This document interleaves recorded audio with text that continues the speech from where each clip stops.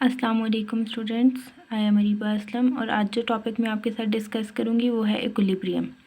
Equilibrium क्या है? The state of a body under the action of several forces acting together and there is no change in the translational and rotational motion is called equilibrium.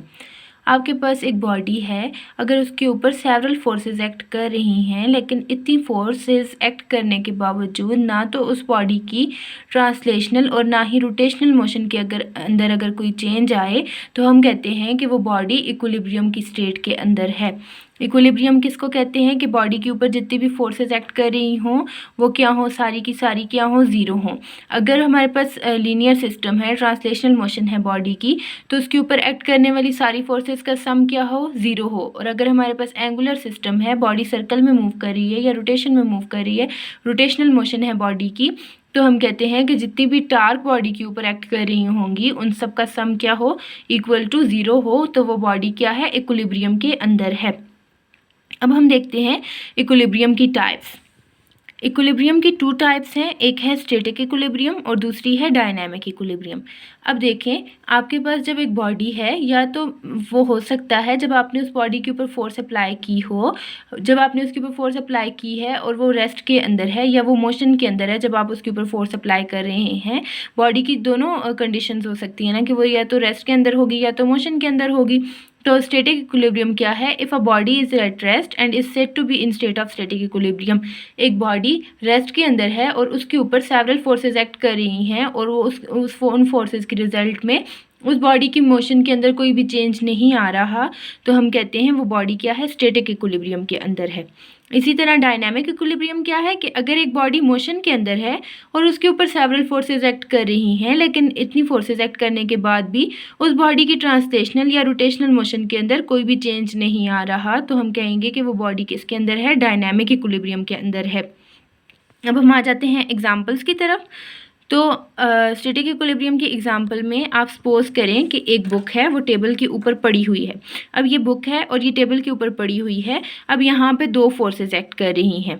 आपको पता है किसी भी body का wait हो तो वो हमेशा डाउनवर्ड एक्ट करता है, और वेट खुद एक फोर्स है, तो हम कहते हैं कि जो इस बॉडी का वेट है वो क्या है, 20 है, और इस वेट को ही हम कह देते हैं कि ये जो डाउनवर्ड वेट एक्ट कर रहा है इज़ अ फोर्स, और फोर्स क्या है, 20 न्यूटन। अब जब वेट डाउनवर्ड एक्ट करता है तो एक रेजिस्टिव फोर्स होती है जो कि अपवर्ड एक्ट कर रही होती है, और वो बिल्कुल सेम उसी मैग्नीट्यूड की होती है जिस मैग्नीट्यूड का वेट होता है। जो वेट होता है उसी मैग्नीट्यूड की हमारे पास फोर्स भी होती है, रेजिस्टिव फोर्स। तो हम ये कहते हैं कि यहाँ जो रेजिस्टिव फोर्स है वो भी क्या है, 20 न्यूटन। अब आप देखें इन दोनों फोर्सेस का मैग्नीट्यूड क्या है, सेम, बट इन दोनों फोर्सेस की डायरेक्शन क्या है, अपोजिट। तो अगर डायरेक्शन अपोजिट है तो इनमें से मस्ट है कि एक फोर्स के साथ नेगेटिव का साइन आ जाएगा। जब एक फोर्स के साथ नेगेटिव का साइन आएगा तो जब हम इन फोर्सेस को ऐड करेंगे तो 20 माइनस 20 हो जाएगा 0। मीन्स कि अब इसके ऊपर दो फोर्सेस एक्ट तो कर रही हैं, लेकिन उनका सम क्या आ रहा है, 0। तो इसका मतलब है कि ये बॉडी क्या है, इक्विलिब्रियम के अंदर है, इसकी कंडीशन क्या है, इक्विलिब्रियम है।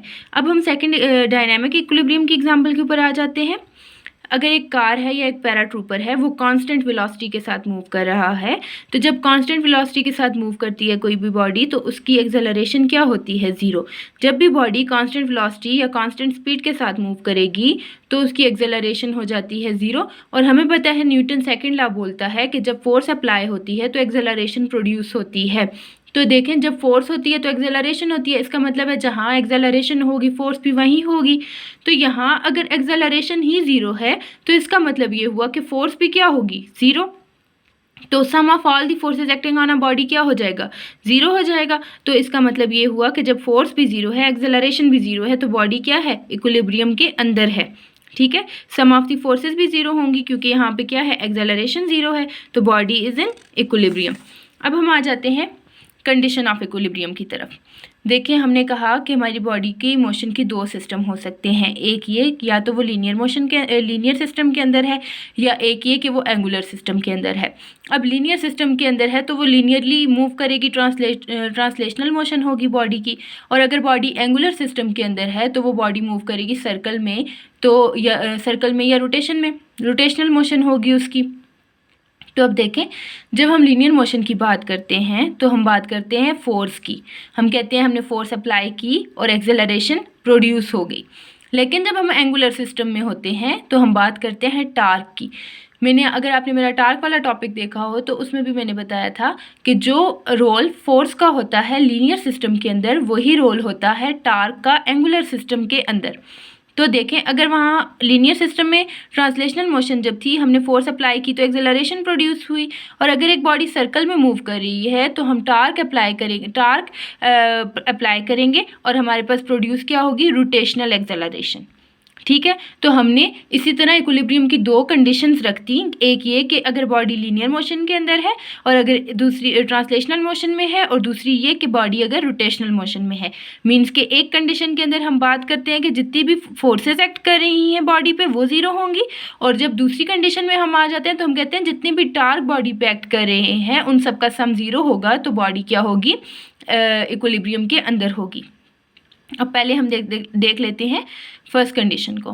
फर्स्ट कंडीशन हमारे पास कहती है, if the vector sum of all the forces acting on the body is equal to zero then the body is in equilibrium. अगर वेक्टर जितनी भी फोर्सेस बॉडी के ऊपर एक्ट कर रही हैं हम उनका सम करें और वो ज़ीरो आ जाए, तो इसका मतलब है कि वो बॉडी क्या है, इक्विलिब्रियम के अंदर है। जिस तरह देख लें, सपोज ये एक बॉडी है और ये एक सरफेस के ऊपर पड़ी हुई है। अब यहाँ भी देखें, बॉडी का जो वेट है वो क्या कर रहा है, डाउनवर्ड एक्ट कर रहा है, और हमने कहा वेट क्या है, 25 न्यूटन, हमने कह दिया ये फोर्स है। इसी के अपोजिट एक रेजिस्टिव फोर्स भी होगी जो प्रोड्यूस होगी, वो क्या होगी, 25 न्यूटन की, वो भी 25 न्यूटन की होगी। ये फोर्स क्या है, ड्यू टू वेट एक रेजिस्टिव फोर्स प्रोड्यूस हुई है। ठीक है, इस फोर्स को बैलेंस करने के लिए ये आ गई अलॉन्ग वाई एक्सिस। अगर हम वाई एक्सिस के अलॉन्ग इन दोनों फोर्सेस का सम करें तो 25 माइनस 25 क्या आ जाएगा, ज़ीरो। सिमिलरली अब हम एक्स एक्सिस की तरफ आते हैं। हमने कहा अगर हमने राइट पे इस बॉडी की अप्लाई की 5 न्यूटन फोर्स, और सिमिलरली हमने लेफ्ट पे भी 5 न्यूटन फोर्स अप्लाई की। अब जो एक्स एक्सिस के अलॉन्ग ये F3 और F4 है, अब इन दोनों फोर्सेस का भी मैग्नीट्यूड क्या है, सेम, लेकिन इन दोनों फोर्सेस की भी क्या है, डायरेक्शन अपोजिट। तो 5 माइनस 5 क्या हो जाएगा, ज़ीरो। तो मतलब इन सब फोर्सेस को भी जब हम ऐड करेंगे, या हम सिर्फ एक्स एक्सिस की फोर्सेस को ऐड करें, या सिर्फ वाई एक्सिस की फोर्सेस को ऐड करें, या इन चारों फोर्सेस को ऐड करें, तो रिजल्ट क्या आएगा, ज़ीरो। इसका मतलब ये हुआ कि ये बॉडी क्या है, इक्विलिब्रियम के अंदर है। अब हम आ जाते हैं सेकेंड कंडीशन के अंदर की तरफ। सेकेंड कंडीशन हमें क्या कहती है, it states that if the vector sum of all the torque acting on a body is equal to zero then the body is said to be in equilibrium. अब second condition हमें ये कहती है कि vector sum of all the torque, अगर body के ऊपर जो जितनी भी टार्क एक्ट कर रही हैं उनका सम अगर ज़ीरो हो तो बॉडी क्या है, इक्विलिब्रियम के अंदर है। सपोज ये एक हमने ले ली बॉडी, ये इसका है एक्सिस ऑफ रोटेशन, ये है इसका फिक्स्ड पॉइंट। अब फिक्स्ड पॉइंट से लेके अप्लाइड फोर्स तक का जो डिस्टेंस होता है उसको हम कहते हैं मूवमेंट आर्म। यहाँ अगर हम लोग यहाँ पे फोर्स अप्लाई करें इस पॉइंट पे, तो यूँ टर्न होगी ना, टार्क कैसे प्रोड्यूस होगी, एंटी क्लॉकवाइज टार्क प्रोड्यूस होगी, और एंटी क्लॉकवाइज टार्क को हम हमेशा पॉजिटिव लेते हैं, ठीक है, बाय कन्वेंशन। अब यहाँ देखें, जो फोर्स 2 हम इस साइड पे क्लॉकवाइज अप्लाई कर रहे हैं, इसका सेंटर एक्सिस ऑफ रोटेशन से जो डिस्टेंस है वो क्या है, आर, मोमेंट आर्म, और F2 हमने अप्लाई की यहाँ पे। अब ये क्या होगा, क्लॉकवाइज टार्क प्रोड्यूस होगी, इस तरह प्रोड्यूस होगी ना, तो ये प्रोड्यूस हो जाएगी क्लॉकवाइज टार्क। तो ये जो क्लॉकवाइज टार्क प्रोड्यूस हुई है, ये इसको हम लोग लेते हैं बाय कन्वेंशन नेगेटिव। अब देखें, जो टार्क यहाँ से प्रोड्यूस हो रही है और जो टार्क यहाँ से प्रोड्यूस हो रही है, ये दोनों टार्क क्या होंगी, इक्वल होंगी। जितने टर्न यहाँ से प्रोड्यूस होंगे उतने ही टर्न यहाँ से भी प्रोड्यूस होंगे। अब एक बाय कन्वेंशन पॉजिटिव है और दूसरी क्या है, नेगेटिव, तो दोनों चीज़ें, दोनों का मैग्नीट्यूड क्या है, सेम, और साइन क्या आ रहा है, एक के साथ माइनस का, तो ये होल क्या हो जाएगा, इनका सम ज़ीरो हो जाएगा। तो इसका मतलब sum of all the torque acting on a body क्या हो जाएगी, ज़ीरो। तो बॉडी की कंडीशन हमें क्या पता चली कि बॉडी किधर है, इक्विलिब्रियम के अंदर है।